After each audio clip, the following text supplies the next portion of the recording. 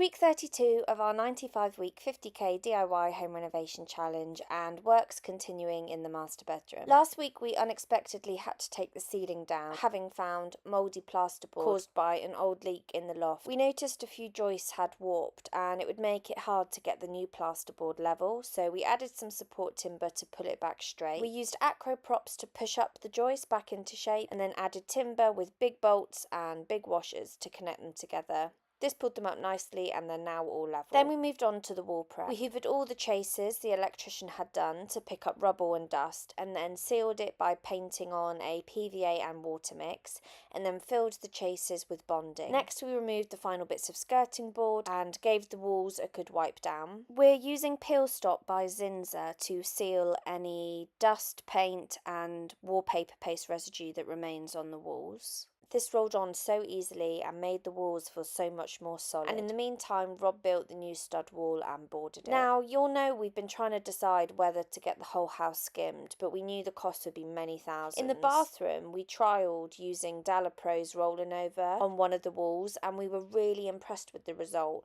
So much so that we're going to try and use it on this whole room and see how that goes. Our technique was to roll loads on a small section. The more the better. Honestly, you can't have enough. We then smoothed that area out immediately with a blade and repeated until the whole wall was complete. And then we did one final run with the blade of the whole wall. Our top tip would be to not stress out and overwork the product trying to get it perfect, because sanding it once it's dried will sort out all of the imperfections. We worked late into the night finishing this run, but finally got it done. So follow along to see how we get on in week 33. Let's see how this all looks in daylight after a good sand.